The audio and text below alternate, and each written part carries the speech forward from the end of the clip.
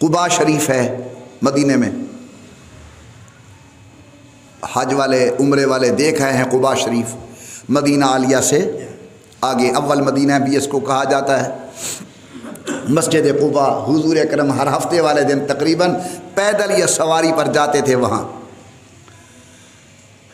قباء شریف کا ایک امام ہے صحابی، اس کا طرز بڑا عجیب ہے۔ وہ نماز کی تلاوت جب کرتا تھا تو ہر سورت کے ساتھ قل هو اللہ شریف ساتھ پڑھتا تھا۔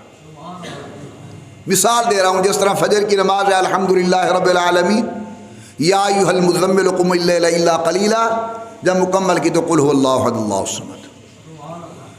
دوسری رکعت آئی الحمدللہ رب العالمین عما یتساءلون، سورت مکمل قل هو اللہ احد اللہ الصمد۔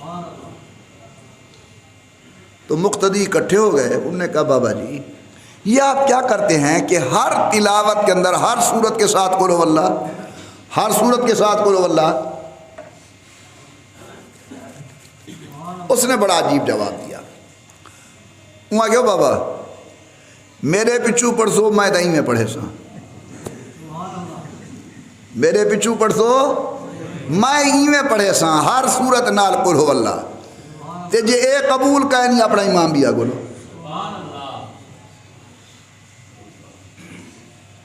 اب شاید یہ حضرت کا منتخب کیا ہوا ہوگا، اس کو ہٹا بھی نہیں سکتے۔ اب یہ صحابہ حضور کی خدمت میں گئے، سب کو سبحان اللہ، محبت سے سبحان اللہ۔ کہاں گئے؟ حضرت کے پاس۔ یا رسول اللہ صلی اللہ علیہ وسلم، یہ آپ کا غلام ہے، ہمارا بھائی ہے، امام صاحب ہے ہمارا، یہ ہر صورت کے ساتھ قل هو اللہ پڑھتا ہے۔ حضور اکرم نے پوچھا بیٹا پڑھتے ہو؟ جی یا رسول اللہ۔ کیوں پڑھتے ہو؟ بڑا معصوم اور پیارا جواب ہے۔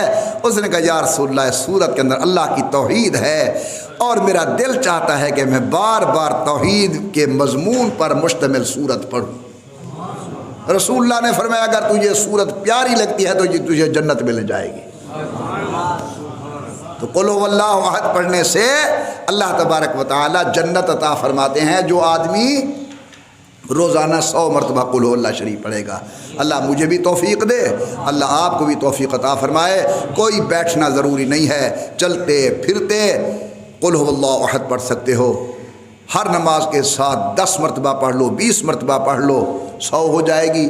اللہ تعالیٰ آپ کو اور اس گناہ گار کو قرآن و سنت پر عمل کرنے کی توفیق عطا فرمائیں۔